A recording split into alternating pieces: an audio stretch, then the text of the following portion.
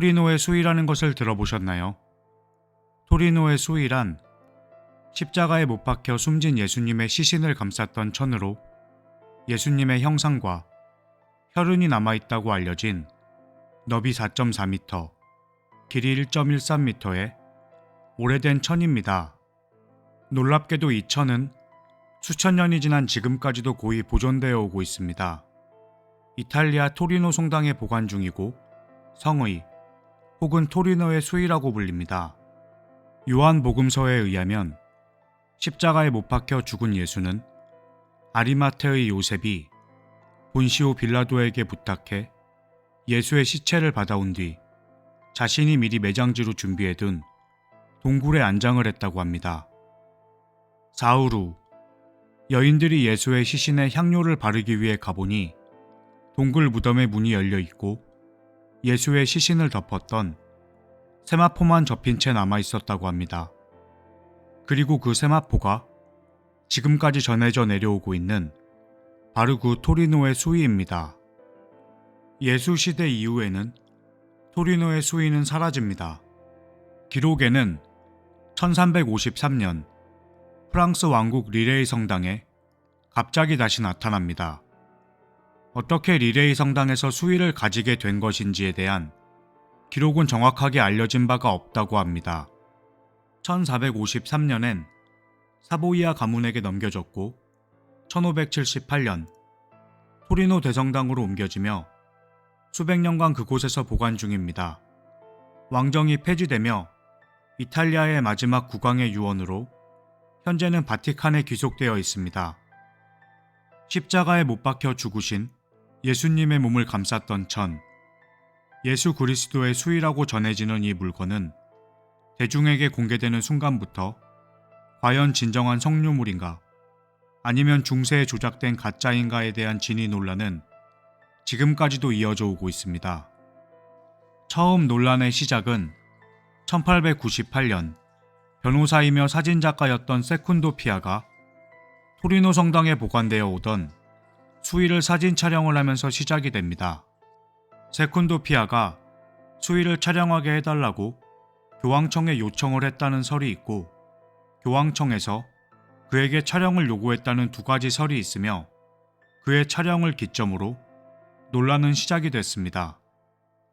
세쿤도 피아는 토리노의 수위를 사진 찍고 암실에서 현상한 유리판 네거티브 필름을 보고 깜짝 놀라게 됩니다. 거기에는 너무나 정확하게 수염이 난 남자의 형상이 찍혀 있었기 때문인데요. 당시에는 셀룰라이드 필름이 아닌 감광체를 유리 원판에 발라 필름으로 사용을 했다고 하는데 암실에서 인화액을 유리에 바르면 흑백 음영이 반대인 네거티브 이미지가 나타난다고 합니다. 사진을 확인한 세쿤도 피아는 수위에 나타난 형상이 예수가 틀림없다 생각을 하게 됩니다. 세쿤도 피아는 놀라운 사실을 성당에 바로 알리지만 성직자들은 그가 사진을 조작했을 것이라고 생각을 합니다. 그 후에 바티칸은 1931년 주세페 앙리라는 다른 사진작가에게 다시 수위의 사진을 찍어보라 요청을 했고 이번에도 역시 선명한 사람의 모습이 나타나자 세쿤도 피아가 과거에 찍었던 사진 역시 진실이었다 인정을 합니다. 이 사실이 알려지며 종교계와 과학계는 좀 더 면밀한 조사를 하고 싶어 하게 됩니다. 1977년엔 미국 로스알레모스 연구소 최초로 VPAC라는 화상 분석기를 사용해 분석을 합니다. 결과는 수위에 새겨진 형상은 3차원 특성을 가진 입체적 이미지라는 것을 밝혀냅니다. 3차원 특성은 어떤 화가의 역량으로도 만들 수 없는 입체적인 형상이라는 결론을 내렸고 지금까지 어떠한 유명한 화가의 명화에서도 3차원 특성은 가지고 있지 않았다는 게 광학기술자의 설명이었습니다.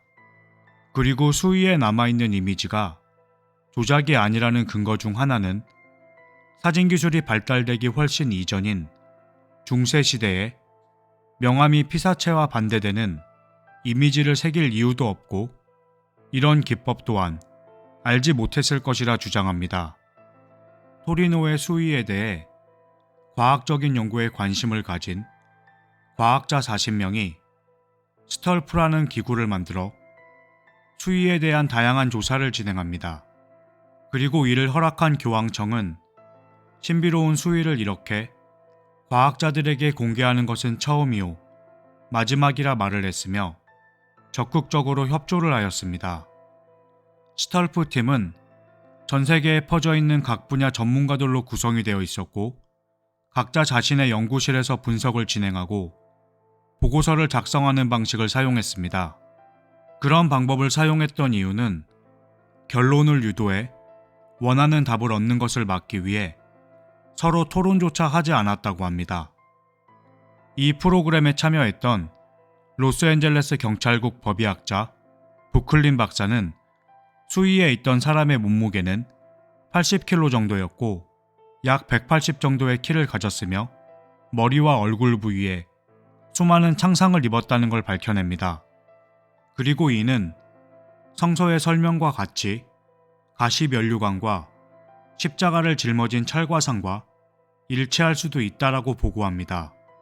또 다른 발견은 수위 섬유에선 물감이나 염색, 색소에 대한 얼룩은 일체 발견이 되지 않았고 수위에 남아있던 얼룩들은 사람의 핏자국이라 보고했습니다. 1973년 스위스 연방경찰 범죄과학팀의 프라이 박사는 수위의 직물에서 총 58종의 꽃가루를 채취하였고 그중 45점이 예루살렘 근처에서만 자생하는 꽃가루란 사실을 밝힙니다. 그리고 그의 조사는 수위가 위작이 아닌 예수님의 몸을 감쌌던 세마포라는 주장에 힘을 실어주게 됩니다. 지금까지의 여러 과학적 실험의 결과들은 토리노의 수위가 과학적으로 증명된 예수님의 수위인 것처럼 보여집니다. 하지만 1988년 토리노의 수위를 소장하고 있던 지오반니 바리스타 성당의 추기경 발레스트레노가 토리노의 수위는 가짜라는 연구 결과를 발표하며 충격을 주게 됩니다. 교황청은 영국의 옥스퍼드, 스위스 폴라테크닉, 미국 애리조나 주립대에 수위의 조각 샘플들을 보내 방사성 탄소 연대 측정을 하게 됩니다. 수위가 만들어진 시기를 알아보려고 했던 것인데요. 그 결과 수위가 갑자기 나타났다는 기록과 비슷한 시기인 1260년에서 1390년 사이로 판정이 났으며 예수님이 사망했다는 시기와는 무려 1300년이라는 오차가 나타납니다. 교황청도 실험 결과를 인정하며 토리노의 수위에 대한 진위 논란은 끝이 나는 것 같았습니다. 하지만 1532년 수위를 보관하던 샹베리 교회에서 화재가 났고 수위가 손상되었다는 기록이 있었습니다. 그리고 1534년 수녀들이 화재로 손상된 부분을 다른 천을 이용해 수선했다는 기록이 역시 남아 있었습니다. 새로 수선한 부분의 천을 샘플로 방사성 탄소 연대 측정을 했다면 그런 결과가 나올 수밖에 없다는 주장이 나왔고 수위에 대한 진위 여부는 끝이 나지 않습니다. 수위가 조작된 석류물이라는 주장 중 한 가지는 탄소연대 측정법 결과 프랑스 리레이에 처음 수위가 나타난 시점과 시기가 일치하고 당시 더 많은 순례자를 모으기 위해 조작된 수위를 사용했을 것이라고 하며 방사성 탄소연대 측정법 정확도는 95%, 기간의 오차는 200년 미만이라고 합니다. 앞서 이야기했다시피 스털프 프로젝트의 조사에서는 수위에 묻어있던 얼룩들이 혈흔이라고 발표를 했지만 이탈리아 모디니 대학의 조르지오 프라카 박사는 수위를 정밀 조사한 결과 혈흔이 아니었다라고 발표를 합니다. 그리고 병리학자인 피에르 바이마 블루는 수위에 묻은 얼룩을 조사했고 분명 인간의 혈흔이 맞다는 걸 확인했으며 혈액형은 AB형이었다라고까지 발표를 합니다. 이렇게 과학적 실험을 근거로 결과를 내놓아도 반대되는 또 다른 과학적 근거를 내놓는 이 대립은 마치 창과 방패의 싸움 같아 보였습니다. 2009년 교황청 기록보관소에 바르바라 프랄레 연구원이 수위에 새겨진 문자를 컴퓨터를 이용해 판독해냈고, 그 결과 수위에 남아있는 글자를 해독하게 됐는데 그리스어로 나사렛 예수였다라고 발표를 합니다. 그러자 교황 베네딕토 16세도 수위가 진품이라 인정을 하며 이 수위는 십자가에 못 박혀 죽은 사람의 피로 새겨진 성상이고 이에 대한 가치는 무한하다라고 말을 합니다. 최근처럼 과학적 조사와 논란이 없던 과거에는 토리노의 수위는 수천 년의 역사를 간직한 석류물 중 한 가지로 전설처럼 전해지고 있었습니다. 그리고 나치의 총통이었던 아돌프 히틀러 역시 토리노의 수위를 갖기 위해 수위를 추적했다고 전해집니다. 수위가 토리노로 옮겨진 후 그곳을 벗어난 적이 없었는데, 히틀러가 수위를 추격해 오자 단 한 번 나폴리 외곽 베네딕트 수도원에 옮겨졌다 전쟁이 끝난 후 토리노로 되돌아오게 됩니다. 예수 그리스도의 수위라 전해지는 토리노의 수위는 과학적으로는 여전히 논쟁 중이지만 사실상 역사적으로는 인정을 한 것처럼 보입니다. 이번 이야기를 조사하며 알게 된 재밌었던 일화는 1978년 침묵하는 목격자라는 다큐멘터리를 제작해 토리노의 수위를 알린 데이비드 롤페라는 사람이 있었습니다. 이 사람은 수위가 중세에 조작된 거짓이라고 하는 사람들에게 제안을 한 가지 합니다. 만약 수위가 중세에 조작된 위작이라면 지금도 그렇게 만들 수 있지 않겠는가라며 누구든 토리노의 수위를 재현해낸다면 100만 달러를 기부하겠다라며 호언장담을 합니다. 그리고 2009년 이탈리아 파비아 대학교 갈리스 첼리 교수가 14세기에 사용했을 법한 방법으로 토리노의 수위를 재현해냅니다.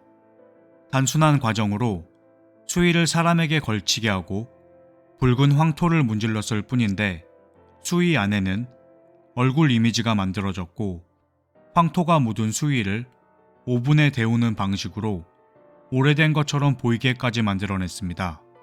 갈리스 교수는 이 모든 제작 과정은 일주일이면 충분했다라고 설명했습니다.